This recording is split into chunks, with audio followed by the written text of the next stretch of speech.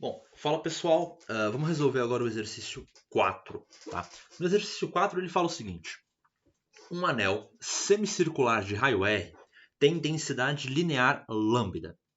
Calcule o vetor campo elétrico no centro do semicírculo. Tá? Então qual que é a ideia? Então a gente tem a seguinte situação. A gente tem aqui, deixa eu desenhar o semicírculo, né? A gente vai ter um anel carregado na forma de um semicírculo, como eu desenhei aqui. Eu quero saber quanto que vale o campo elétrico aqui, no centro do semicírculo. Tudo bem? Então, para resolver esse problema, deixa eu colocar aqui um sistema de coordenadas, tá? Então, x e y. Né? A minha origem do sistema de coordenadas seria esse ponto aqui, né, que é o centro do semicírculo. Então, eu quero saber qual é o vetor campo elétrico aqui, nesse ponto. Tá? Então, vamos lá. Para a gente resolver esse tipo de problema, a técnica é a seguinte. A gente sempre vai pegar um pedacinho de carga no anel. Então vamos selecionar aqui um elementinho de carga no anel. Então temos aqui um elementinho de carga. Esse elementinho de carga, ele tem uma carga que eu vou chamar de dQ. Essa carga dQ é lambda dL. Tudo bem? A quantidade de carga que você tem nesse pedacinho aqui vai ser a densidade linear de carga vezes o comprimento desse pedacinho aqui. Esse pedacinho tem um comprimento dL. Tudo bem? Se a gente for calcular o campo elétrico criado por esse pedacinho aqui, ó, esse campo elétrico, ele vai apontar nessa direção. Tudo bem? Deixa eu fazer aqui um desenho um pouco melhor. Deixa eu fazer de outra cor que eu acho que vai ficar mais claro.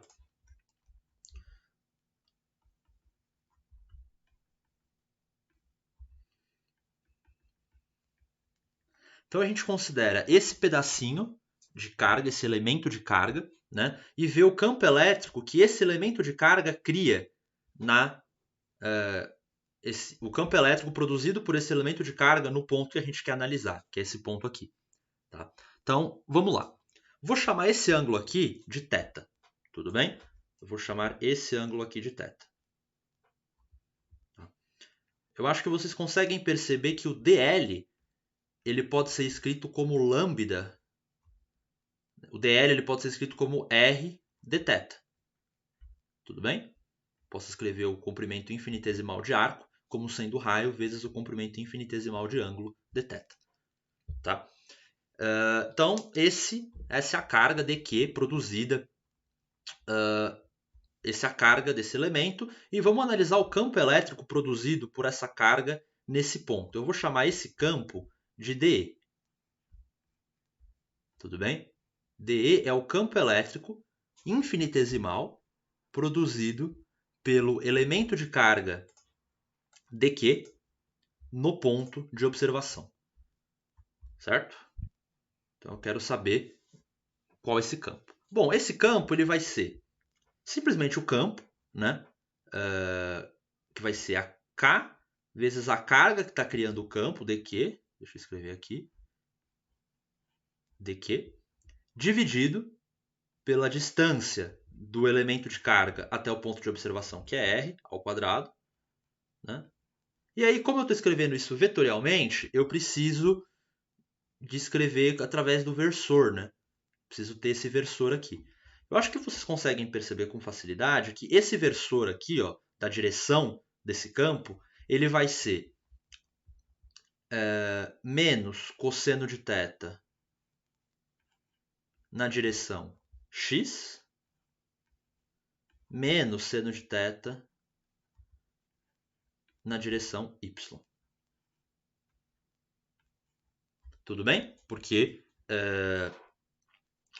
ele está apontando para cá, né? Então, quando θ está entre 0 e π sobre 2, né, 0,90 graus, ele está apontando aqui para cá, a componente x é negativa, a componente y é negativa.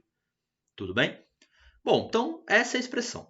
Agora, eu posso, no lugar do dq, substituir por lambda r dθ. né? Então vai ficar o seguinte, vai ficar DE igual K lambda R sobre R quadrado, que multiplica menos cosseno de θ dθ na direção x, menos seno de θ dθ na direção y. Tá? E aí, agora, para eu achar o campo elétrico, eu preciso simplesmente integrar essa expressão em θ. Então, se eu quiser achar o campo elétrico, DE, se eu quiser achar o campo elétrico, agora não é mais DE, né? Vai ser E. Ele vai ser simplesmente... Eu vou pôr o menos aqui para fora, vai ficar menos K lambda sobre R. Aí vai ficar integral de 0 até π, porque o θ varia de 0 até π, de cosseno de θ dθ na direção x, mais integral de seno de θ dθ na direção y, de 0 a π também. Repara que se eu estivesse calculando o campo do fio inteiro, tipo do círculo inteiro, eu teria que fazer as integrais de 0 a 2π, e aí as duas integrais iam dar zero, e o campo elétrico é nulo. A gente sabe que o campo elétrico no centro de um anel carregado é nulo, né? Então, a gente obter esse resultado aqui. Tá? E se ele quisesse o campo elétrico de 1/4 de fio? A gente só integrava de 0 até π sobre 2. Né? Esse método que a gente está fazendo aqui ele é totalmente geral. A gente poderia usar ele para qualquer ângulo. Não precisaria ser um semicírculo, poderia ser qualquer ângulo. Aí no problema, só controlando os limites de integração aqui, a gente conseguiria fazer isso. Tá? A gente poderia usar argumentos de simetria, mas deixa eu fazer essa conta primeiro, aí eu já falo sobre esses argumentos de simetria. A integral do cosseno, né, é seno. Né? A primitiva do cosseno é seno. Aí seno de π e seno de 0 é 0, então esse termo aqui é 0. O que faz sentido, né? Pela simetria do problema, se eu pego essa porção de carga ou se eu pego uma porção de carga simétrica aqui do outro lado e vejo o campo dessa porção simétrica aqui, é fácil a gente perceber que quando eu decompor esses dois campos nos eixos x e y, as componentes em x vão se anular. Então, para qualquer elemento de carga desse lado que eu pegue, eu vou ter um simétrico do outro lado. E aí eles vão se cancelar. Isso é exemplificado aqui nessa integral que dá zero. Tá? Então, o campo elétrico não vai ter componente em x, pela simetria do problema. Agora, essa integral aqui, ela vai dar 2. Por quê? A primitiva do seno é menos cosseno, aí fica menos cosseno de π, mais cosseno de 0, isso vai dar 2. Tá?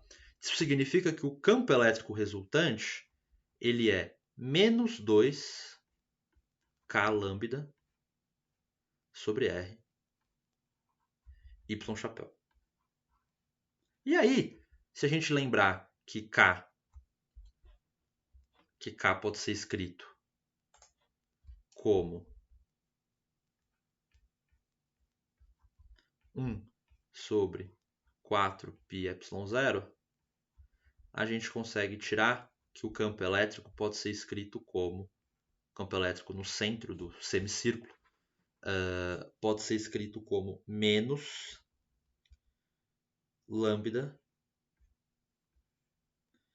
sobre 2π ε0r e chapéu.